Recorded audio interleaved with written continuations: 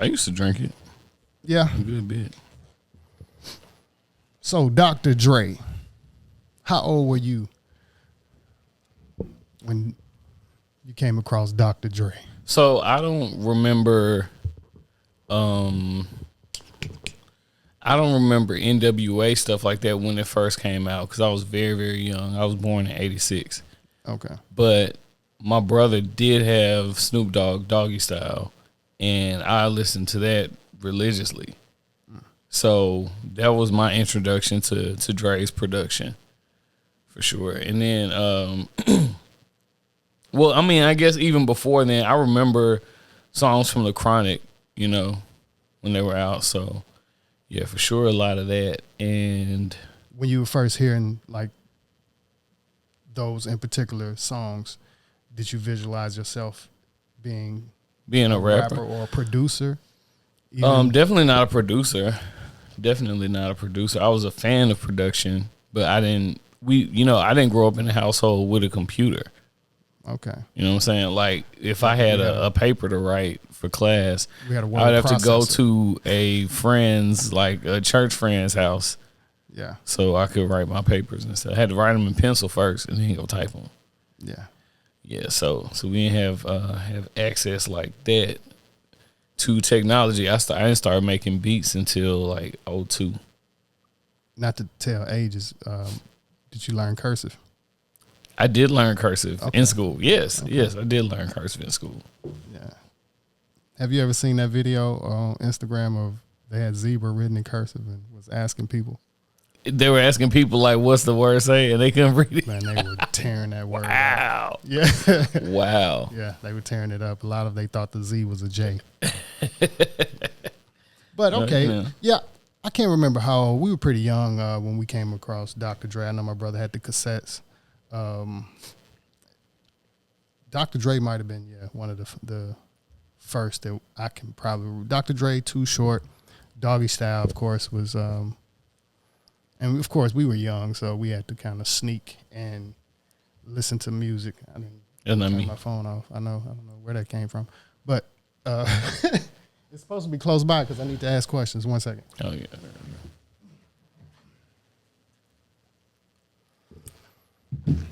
Yeah, but yeah, never thought that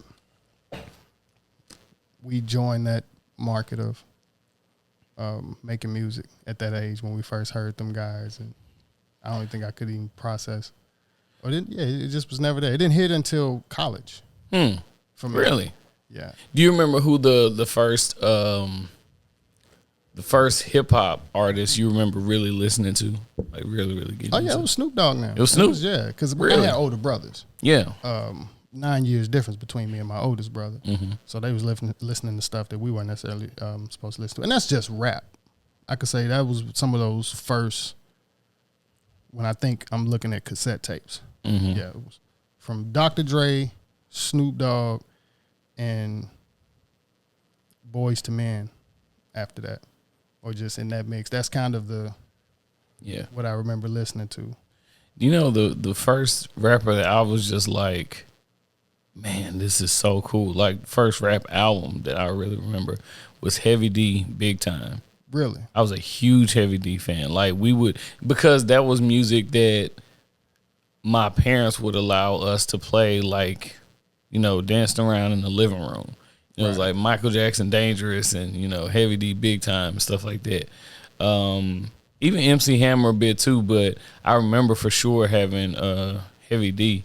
And so in terms of like Snoop Dogg, Doggy Style, all that stuff, that was more so just like my brother and I listening to it. Right. While we're playing Madden or something, or NBA Live or something like that. Yeah. Yeah, you know, starting to play cello at the age of 5, of course, you know.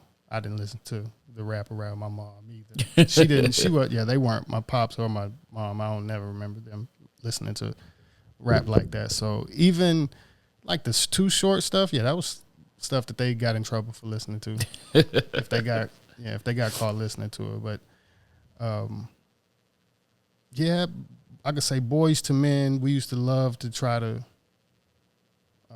sing Boys to Men songs, but I didn't really get into the producer stage. At least I started making instrumentals at APAC. Really? Yeah, on the in Miss Polanski's class on the little digital boards. Yeah. You saw she just transitioned, right? No, I didn't. Yeah, like 2 days ago, 3 days ago. Really? Yep. Wow. Condolences to the Pulaski family. Before we go in. No, I'm just kidding.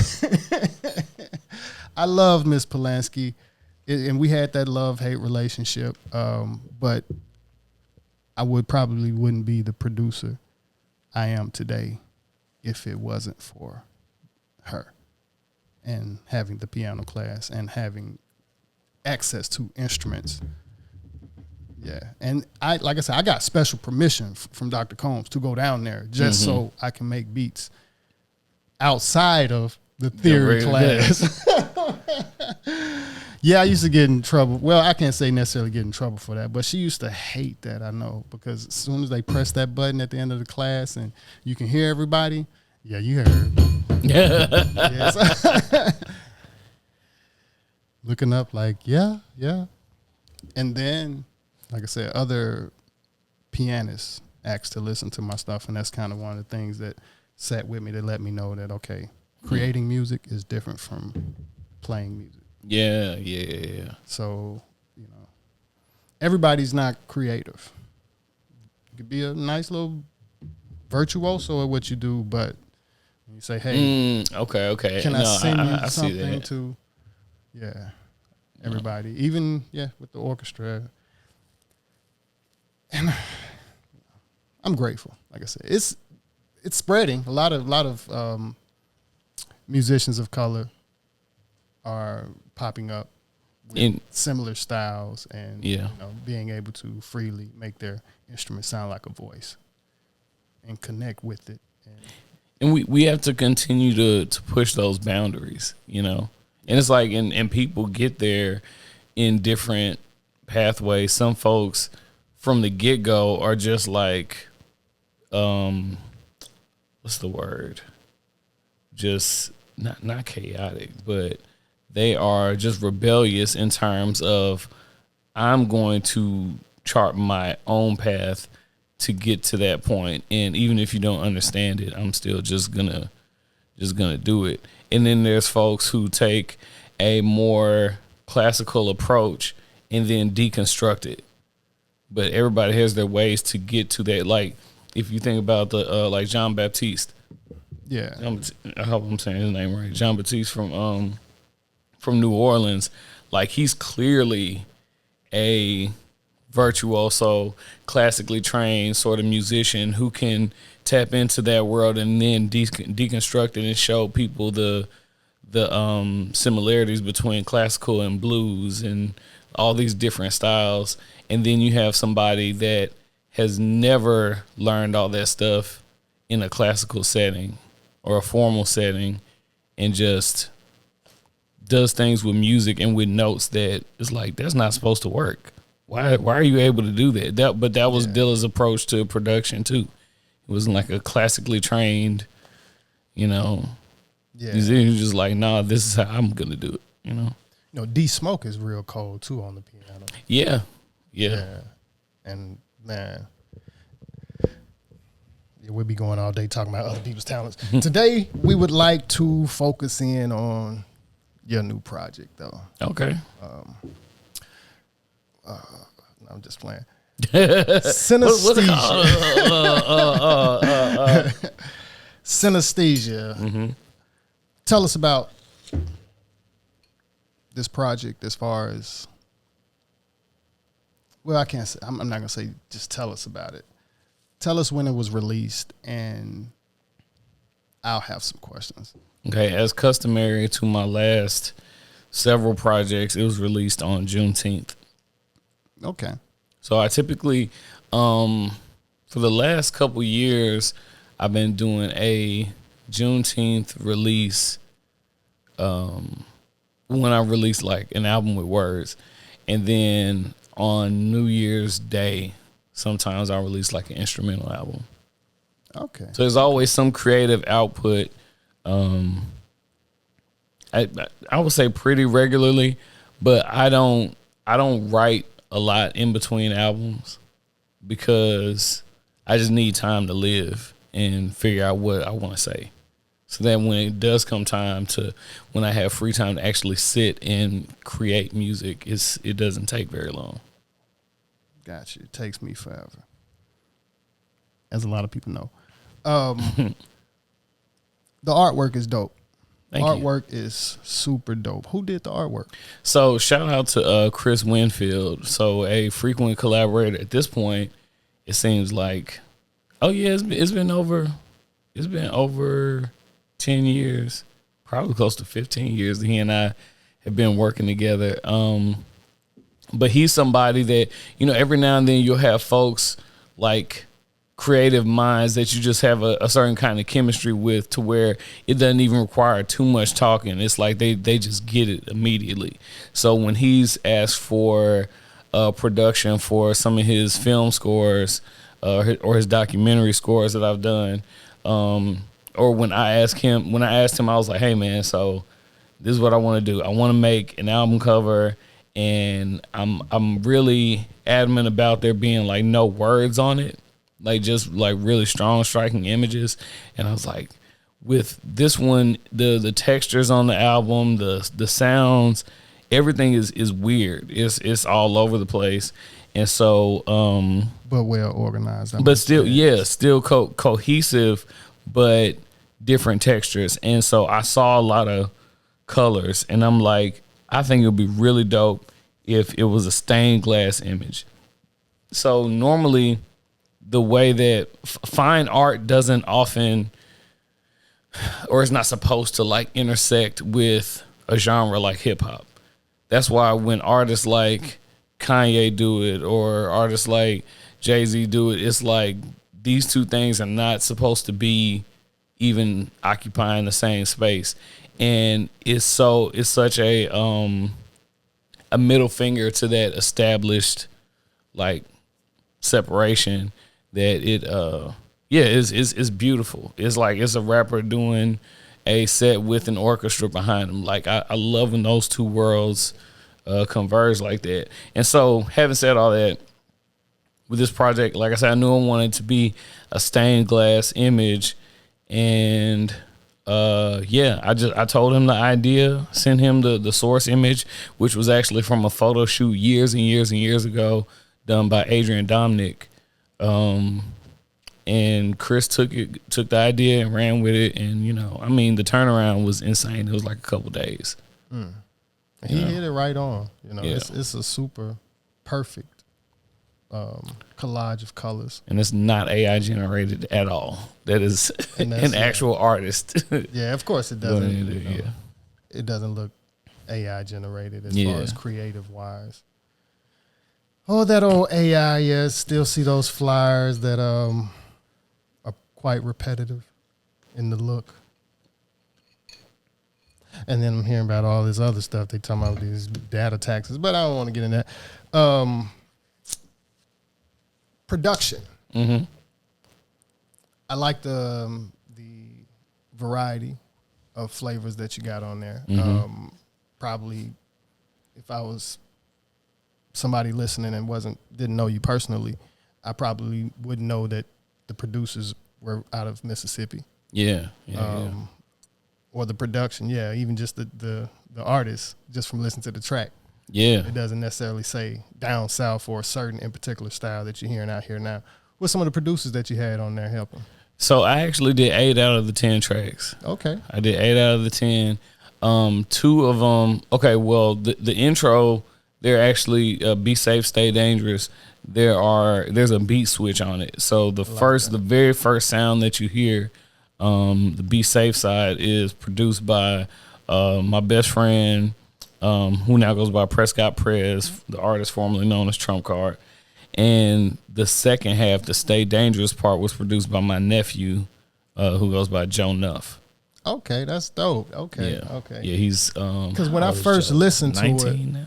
I wasn't looking, so I thought they were 2 different tracks. I think probably even when I heard it, the preview, I probably thought they were 2 different tracks. Yeah. So when I heard them, and then I heard the call out.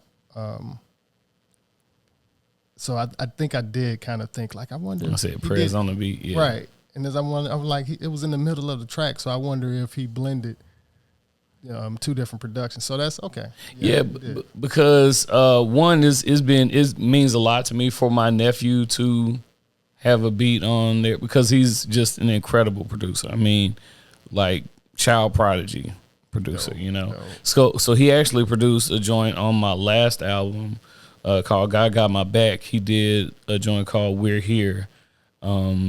And I mean, because he started releasing instrumental albums, and I was listening to one of his instrumental albums, and the very last track on there, like I think I was raking, and I heard it as soon as it came on, and I mean, words just started flowing out. I was like, I can't believe that he did this, and so I hit him up immediately. I was like, man, how much you want for this beat? he was like $2,000, and I was like, he was like, no, I'm kidding. You just, whatever. I was like, well, I'm gonna send you something. I'm not gonna send you $2,000, but I'm gonna send you something.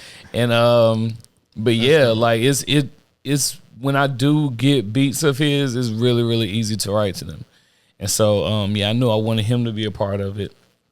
And then, like I said, my best friend started producing, very recently within the last year, and has just fallen in love with it. And so he was like, hey, man, I want to, send you some beats for your album. And he sent me that one, the Be Safe beat.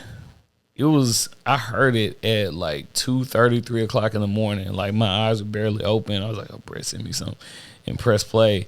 And as soon as the beat came on, it just started flowing out. He knew that like if I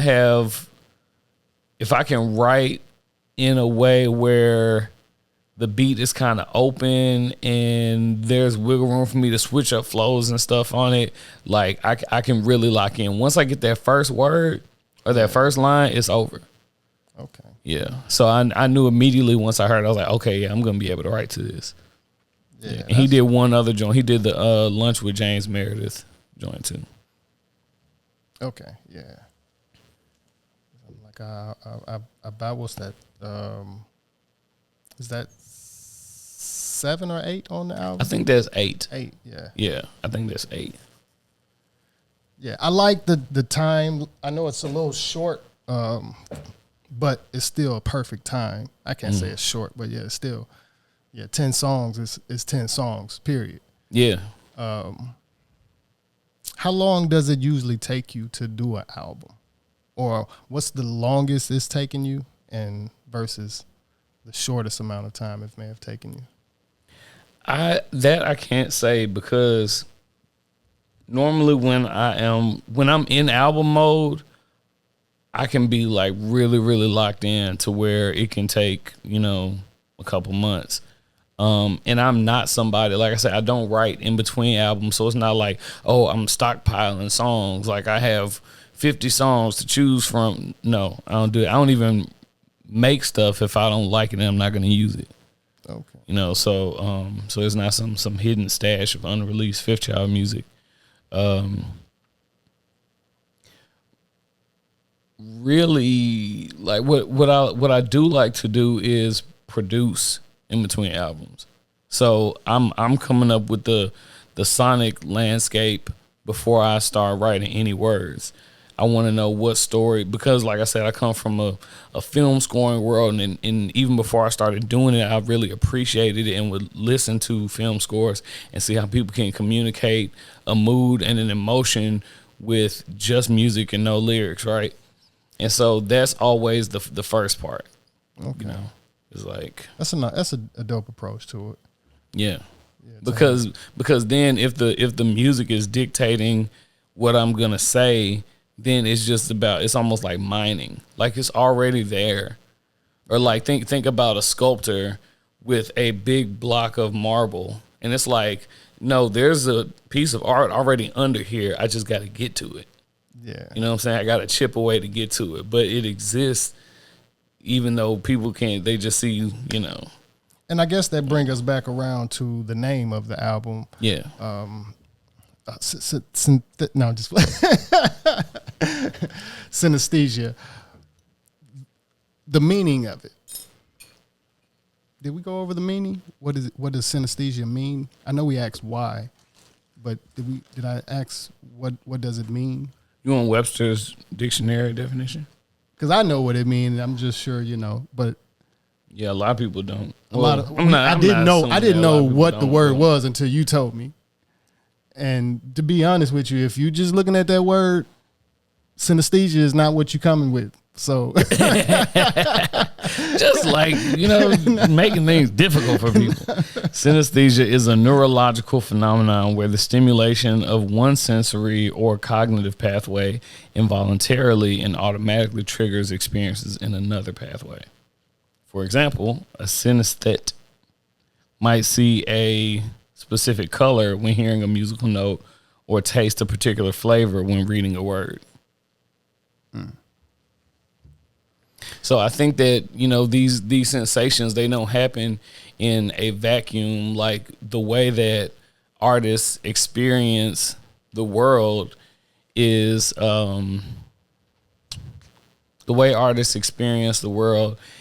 in a involuntary but like hyper awareness sort of way. You know what I'm saying? And when you experience the world like that, you're able to make that same thing happen for others. You're able to create those hidden notes and hidden tones and textures to what you create, even if it's not on the surface. People can still experience it. You ever read or seen Like Water for Chocolate? No, I haven't. Like Water for Chocolate. So I first heard about it because Common named an album, one of my favorite Common. Like Water for Chocolate. Like Water for Chocolate. Yeah. That was my favorite Common album. But there's a movie set in Mexico where, long story short, this young lady is the baby girl of her family, and she is like the cook, the chef, for all their family dinner. She's just the best cook in the house. And she falls in love with this guy, but in their culture, the youngest girl is never supposed to get married. She's just supposed to take care of the mom until the mom passes away. Then she can, go on with her life. And so she falls in love with this guy. The guy falls in love with her, but they can't be together because she has a duty to her mother and to her family. And so she's really sad about it. He ends up marrying her sister just so he can be close to her. And so every time she cooks, whatever emotion she's having at the time, as people eat it, they start to experience that same feeling. Wow. So if she's like really aroused because she and the dude, had a little fling that went off, and she cooks the food and she's just thinking about the other night, and people start eating and they're just like, oh man, That's funny. And then if That's she's weird. like sad because she sees the love of her life getting married to her sister and knows that, okay, we're never going to be able to be together, and it's just like a sorrow.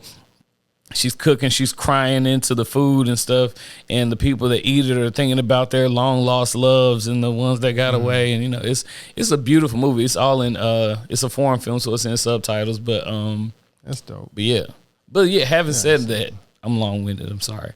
but the idea of being able to create to inject an emotion into your music, into whatever your art form is, and it being received and expressed to other people, like, that's powerful. Yeah. That's powerful and dangerous. Yeah, music is it's a healer and a weapon. I checked out this book. I think it's Music in the Brain or something like that. And it's pretty interesting. Talks about certain experiments they've done, with music or classical and dealing with plants and other stuff, animals. So yeah, it's definitely not what we think it is. Yeah, and man, like, I realized that so there are some artists that I may like or listen to, and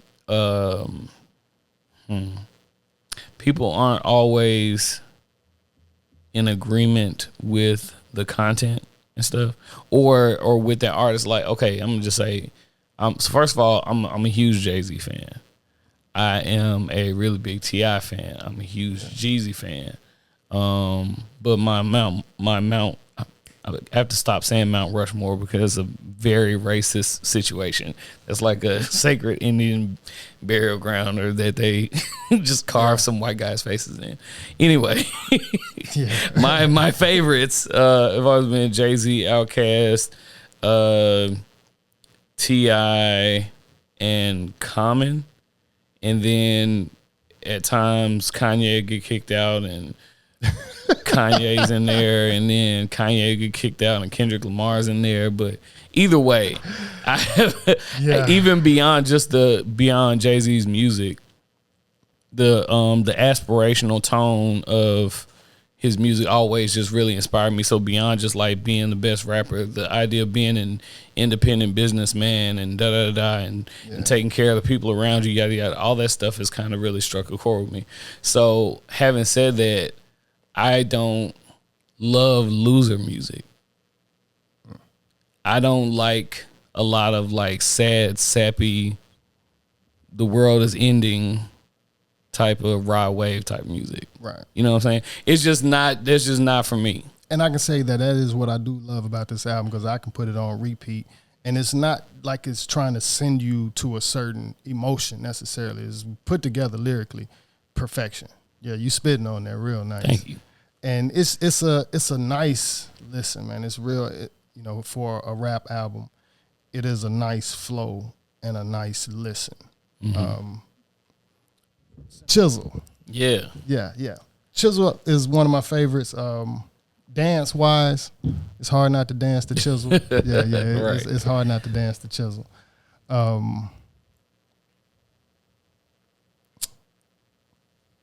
I was asked, what is Chisel? What is Chisel? What is Chisel? What does Chisel mean? Is I just like most millennials, inspired by Snoop Dogg, and so fifth child is Chisel, like Chisel. fifth Chisel, okay. And got it. Wow. Okay, my bad. Yeah. Maybe I'm getting okay. And so the funny thing is, like, as I was making the album, I was really intentional. I'm like, okay, it's only 10 songs, or I knew it was going to be short at least. And I was like, I'm thinking about it in the grand scheme of my catalog and songs that I've already done a million times, like, or at least certain tones that and styles of songs that I've done a lot. And I knew that with this album, I'm like, I don't want to be redundant. That's all I kept saying. I don't want to be redundant. I've already done this song. Like, the song This not Light. One time on there. Not one time. Right. Not one redundant. Nothing. Right. And I was like, I was the most redundant. No, I ain't going to go to that. So I have been listening to, I don't even know if I should reveal my sample. I don't care.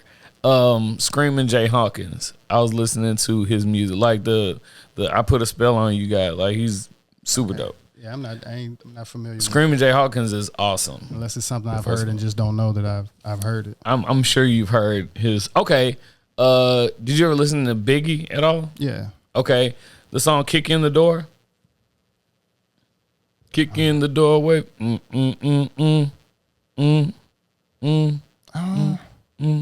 Kick in the door, waving the 4-4. Oh yeah. Don't hit me no more. What's that? So that's a Screaming Jay Hawkins sample. That is, I Put a Spell on You. That's Life After Death?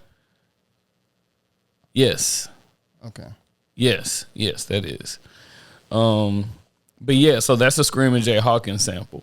And so, and I don't like a ton of blues, but like his voice is crazy. So he had another song that I liked a lot, and I just added it to a playlist. But I was listening to the first, I don't know, maybe 5 or 6 songs that I had recorded already, and I was like, okay, so I'm doing a lot of stuff lyrically over here, and this song has more of like a spoken word kind of tone to it, but I want something. I was listening to Rich Boy, Throw Some D's on It. Oh yeah. I love that album, bro. That was the Rich Boy album is so slept on. The Rich Boy album was slept on. The production, Polo produced the hell out of it. Yes, man. Do you know Rich Boy did some beats on there too? Yeah, I heard he was trying to be a producer first, and then Polo told him, you know, man, if Rich Boy hears, no, you got a fan still in us. Rich Boy. Man, them was some hard tracks on there, man. Some that, So I was, I think during the DJ set, I had played Throw Some D's on it, and I just remembered, like, man, the pockets that he was in on this song is so dope, and it's such a easy song to listen to, and it's so catchy just because of the stuff he's doing rhythmically, and it's still some like slick, fly stuff that he's saying lyrically. And then the beat is infectious, you know? And so I was like, I want to make something that on the first listen, before the song is even over, you're kind of catching along with the hook, you know, to where you can say it too. And but I also have this format that I'll use sometimes where I'm like, okay, the beat is structured in a way where it's open enough to where I can switch up my flow every 4 bars. Yeah. So I need to make this song dynamic enough to where I'm in a pocket, but I'm using a bunch of different pockets, like throughout every 4 bars. So, and a lot of rappers can do that. A lot of lyricists, well, I can't say lyricists can do it, but a lot of rappers, they don't necessarily. Yeah, we know what we dealing with out here. If it ain't too much triplet beat that allow you to do that, they're not gonna be able to adjust to just a different kind of flavor of beat. Because I think that there's rappers and there's lyricists and there's songwriters. And like the best people can do all 3. Some people are only able to do 2. Some people can only do 1. Some people can't do any of them well. You know? Yes. But they're popular. Right, you know? No, I'm just kidding. But yeah, so as a songwriter, I was like, okay, I have these songs like Morning Routine, which is just bars. Like, I need to get this off my chest. I need to say these things. With Chisel, it was like, I want a fun song. Yeah. I was like, I want a fun song on there. And even then I'm still like, you still see some evidence of like my values and stuff in the bars that I'm saying, you know? Yeah. Even though it's a funny song. But I had a great time with that one. But I also knew that I was taking a risk. I'm like, this beat is weird.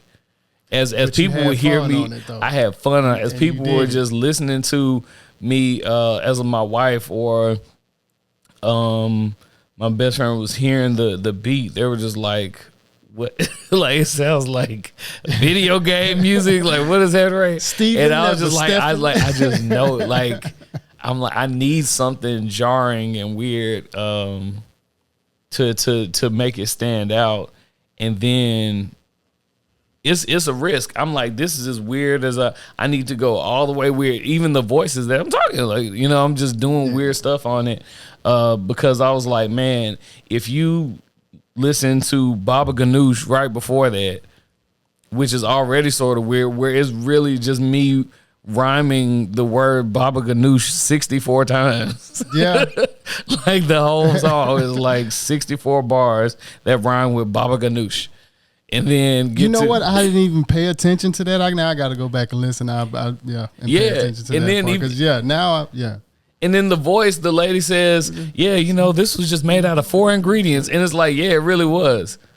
Baba Ganoush. Wow. Like those 4 ingredients, you know, made that whole song.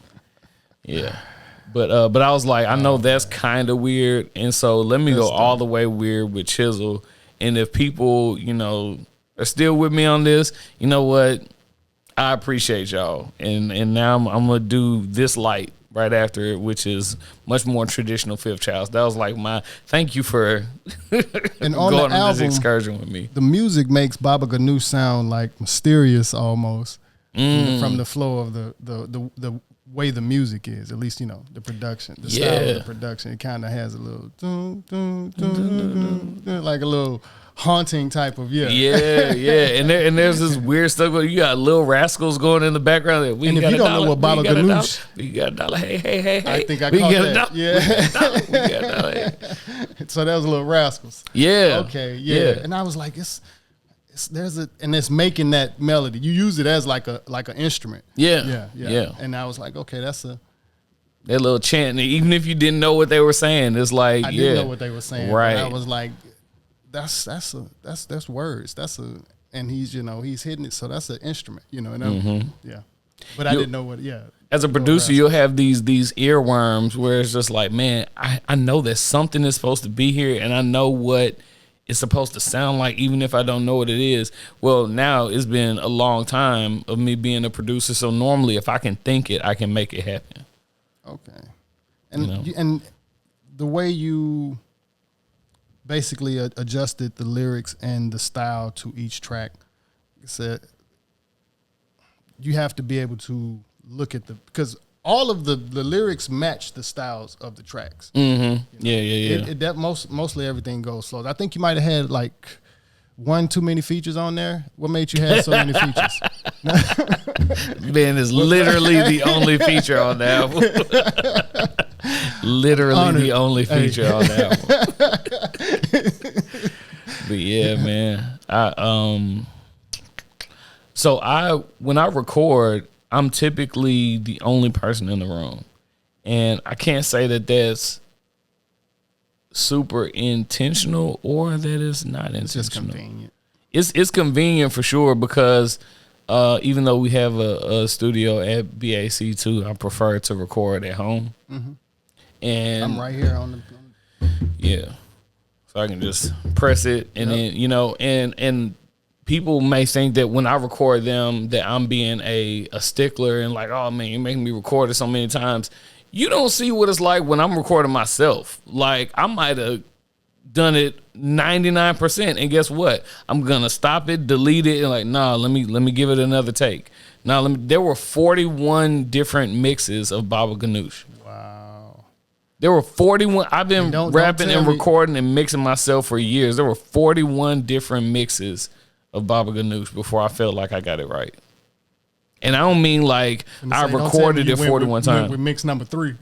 No, I went with number 41 because it was like, oh man, I need to turn the Little Rascals down a little bit, or I need to turn the lady talking about Baba Ganoush up a little bit, or I need to this word right here. Like I'm not even gonna say I'm a perfectionist, but I know that if I let something slide here, I will never not hear it when I play it back, years from now. It's always going to bug me. So I'm like, let me go ahead and fix it now. Let me go ahead and do it the right way now. And like I said, I might have gotten all the way through it, and I'm not somebody typically that punches every line or punches every, 2 bars or anything like that. Normally I'm rapping straight through unless there's a part where I need to get that breath in or whatever, just to make sure. But, yeah. One take. No, I'm just now there are for sure some songs where it's like one take we get straight through it. Now on the other hand, with Chisel, that was just the first mix, like the first time I did it. Okay. That was on the first take because I had been practicing it so much that by the time that it was time to record it, it just, it was like, yeah, that's exactly. I knew what I wanted to do. I like the Arabian. Oh yeah. Yeah, that sounds. I tell you, it's weird, man. That's from Aladdin. I grew up watching Aladdin, and it's always been. I'm interested to see favorite harmonic minor chords. Runs. Yeah. I'm interested to see as more people hear this song what they think about it, because this rollout. Dance. That's how they. It's supposed to have a dance. There you go. This rollout has been almost non-existent for a number of reasons. I was curious. I wasn't sure if I missed it or no. So what were those reasons? Well, close to when we were going to drop the album, it was already apparent that my mother-in-law was like, really experiencing some difficulties, like may not be here much longer. And so I felt weird. And so she ended up passing 5 days before the album dropped. But, you know, like I said, she was already going down prior to that. And so condolences to you. Yeah, man, thank you. I felt weird about, hey, everybody, look at me. I want you to listen to my new album. Oh, and by the way, pray for my mother-in-law. Like, you know what I'm saying? It's like, it felt weird to feel like I was selling something, because this album, more than anything, doesn't feel like a product to me. Like, it's hard. It's hard. Like, cause in this landscape of being a creative, it's like everybody is vying for attention, and everybody is creating art specifically for the point of monetizing it. And it's like, I totally get it. Like, I understand why there are content creators, but there's people who don't feel like getting up and doing a video and talking to the world today, but they do it anyway because they feel like they have a responsibility to always be putting out a product. And I'm like, just because they're a musician, or yeah, just because they and know I'm how like, I don't want to do that. Like, when I hear this album, I don't hear it as a product. I'm like, I have a bunch of music out already. I want to make this piece of art for people who like the art that I do. You know what I'm saying? I'm not even like, man, hey, 16-year-old, I want you to hear my new album because I want you to like. It's like, if you find it and you like it, I think that's awesome. Am I making this for you to like? Or no. just as a major launch project, no, as a milestone, and no, it just wasn't about that for me. So does that mean it was a passion project? No, because I still care what people think, but I care what the people who like my music think, more so than trying to appeal to audiences that don't even listen to the kind of stuff I do. If that's weird, if that makes sense. Yeah, it makes sense. I wanted to make music for people who love music, you know, like folks that look up the credits on a song, folks that are doing research on the artist, folks that listen to albums. Right. You know what I'm saying? I made this for the people that listen to albums, not just the folks that I just know the single or I just know the top song. No, I want you to take this journey with me. Like, how it's sequenced matters. You know, and knowing that that's more of a niche sort of market, and being okay with that, you know. Yeah. Sorry. No, nothing to apologize for, man. This is definitely, I'm honored to be a part of a project with you. I love the album. Like I said, I listening to it, I could tell you got some stuff off your chest. It might not be like how people feel like you got off the chest, but me knowing Steven, I know as far as it's like, okay, there still had to be some after you finished the whole recording project and felt good about it, more even in a message way. Because like I say, even for me, I could sit there and work, and while I'm just let it roll, and it just goes emotionally well. You know, not overthinking, not stressing this in particular situation, not bashing anybody, it's just a musically fun to listen to, as well put together musically. And it's the variety that I really just, like I said, we're in Jackson, Mississippi. So we haven't said Mississippi probably, I don't know yet, since we've been here. We haven't promoted the state, but yeah, it's different from any of the Mississippi flavors that you're going to hear right now coming out of the city. I've listened to some others. It's just different production, but I did hear some repetitive, basically, you know, less variety of production on some of those others that was like, okay. Yeah, and I say they're still great, but there's a difference. On the song What We Doing, like, cause there's a like a motto or slogan that I've had for the last several years, like, we ain't local, we just live here. It's like, so I don't want you to think that I'm just, confined. Right. I'm a global citizen. I'm very pro Jackson. I'm very proud of being from Jackson. I'm proud of being from Mississippi. But would you call Snoop Dogg a local West Coast rapper or LA rapper, or does he just happen to live there and he's really, a global phenomenon? And so, so yeah, because my influences are from all over the place. Like, understand that and during the making of this album, I'm also a DJ. So that means we're having Latin dance classes, and we're doing Afro Caribbean, and I'm listening to all this stuff at Yacht Club, just like alt R&B from the UK. So my musical influences are coming from all over the place. And so to make something that just sounds like I ain't left, the 4 square miles around where I live, it's like I knew I wasn't, who I'm speaking to isn't just within that space. So, yeah. And it does have an international listeners feel. Mm-hmm. Yeah, and it's also kind of in a way an homage to some of my favorite producers, like What We Doing, and it wasn't even intentional when I first started it, but when I heard the sample and started making the beat, I'm like, this sounds like something Pharrell would have sampled. And that's why, like, What We Doing has those kind of like early 2000s Neptune sort of drum sounds, and even the way like that I rapped on it, I was like, this is how Pharrell would do it. I'm gonna put this phone filter on it. Jacktown representing to the fullest, we ain't local, we just, cause that's how that's Snoop Dogg, Drop It Like It's Hot. When we on the wrist and them pouring Sean down, and I gotta be Jacktown representing to the fullest, we ain't local, we just live here. Watch that you put it. Finna make a movie, they gonna play me for the footage.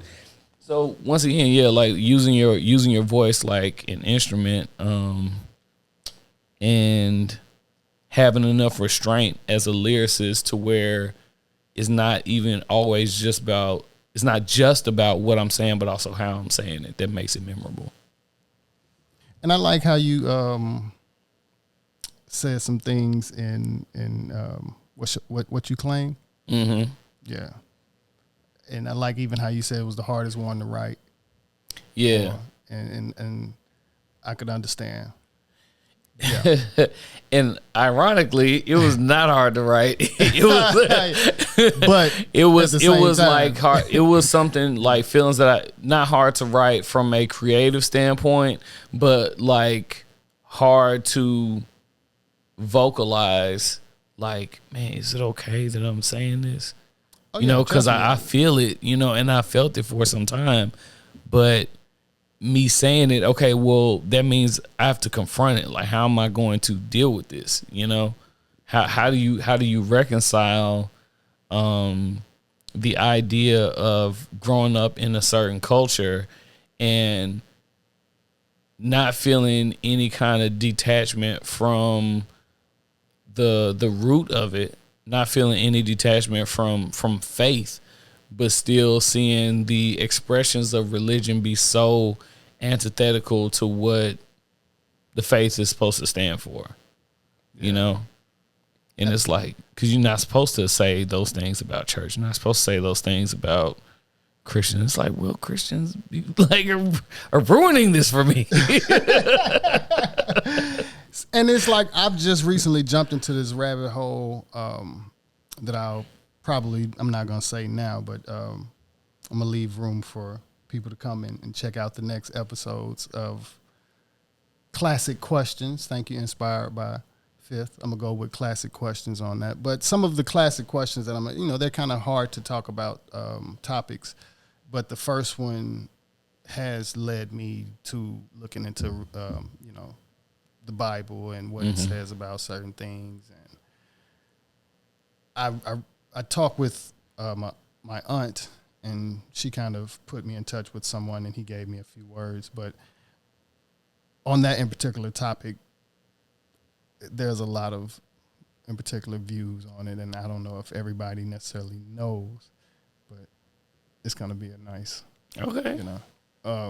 nice rabbit hole into the church. Okay. Okay. So yeah. People that know me personally, they know I'm not that religious, but I'm a very nice person.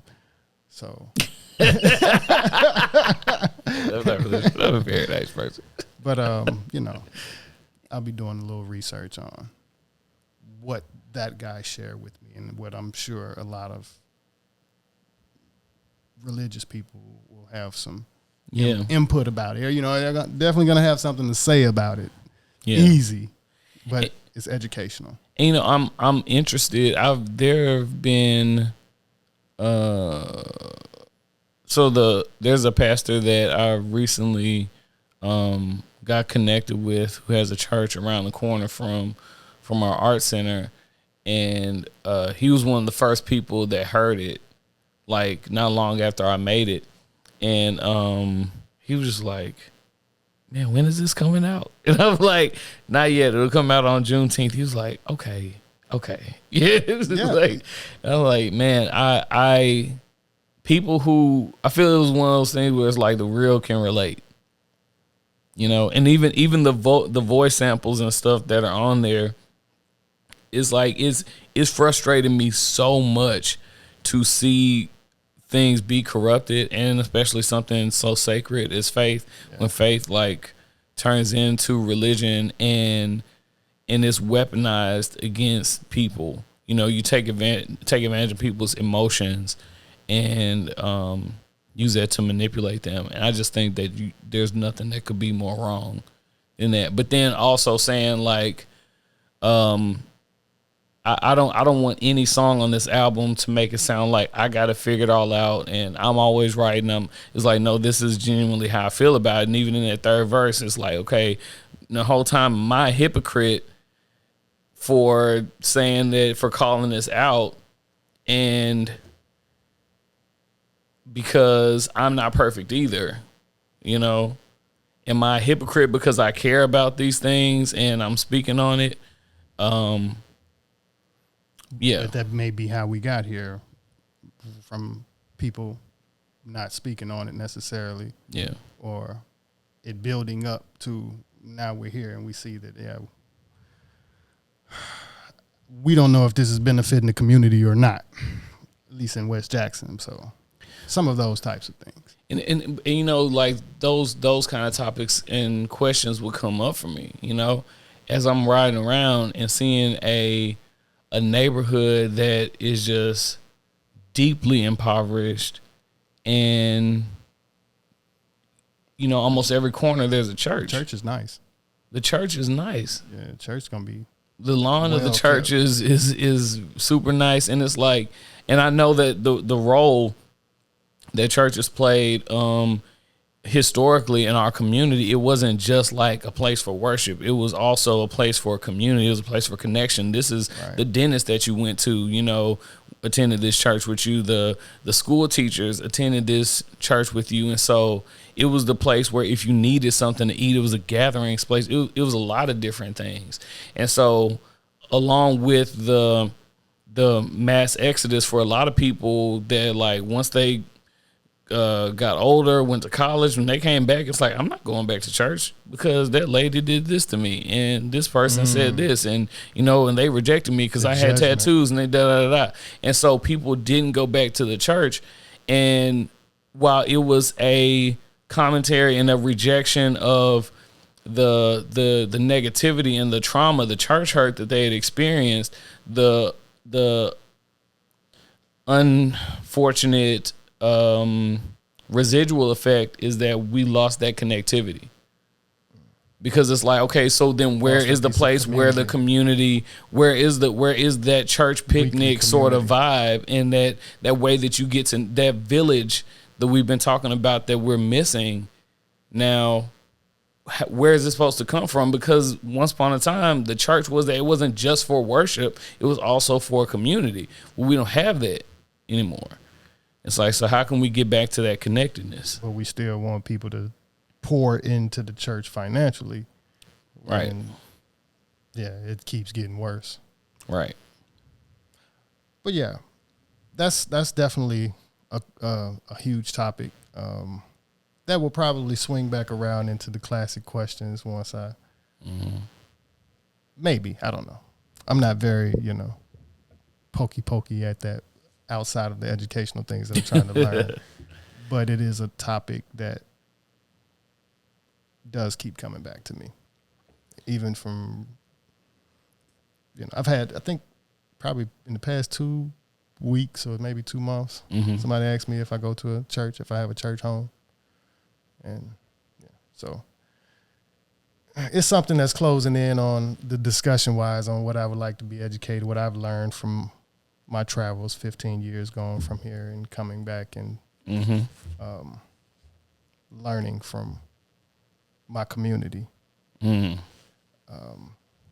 Before we got cut off, like I was saying, thank you again to Stephen Brown, the owner of Briarwoods Art Center, fifth child, one of Mississippi's most talented artists and producers, DJ Big Nichols, the man on the ones and twos, and Miles.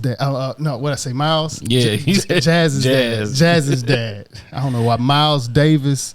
Right. Jazz. That's the memory bank. Miles Davis. Jazz. His go. name is Jazz. It's not Miles. Wait, don't stop at Miles. Go to Davis. Then go to Jazz. That's how my brain worked with that one. Now, but appreciate you for coming on, man. Once again, No doubt. It's an honor to have you as a friend. Even to the honor of being on the album. Yes. Again, check out Synesthesia. Synthetic. Synthesia. Synesthesia. Synesthesia. Yeah. Pick one. But yeah. Synesthesia is out right now. Stream it on all major platforms. Buy it on Bandcamp. And the vinyl will be here one day. The vinyl is on the way. One day in the future. Thanks again, Steven. Thanks again for everybody for listening. You can find him at Fifth Child Anything online. I'm Klaccik Carpenta. This is Klaccik Community Conversations. And thank y'all for tuning in. Peace. Peace.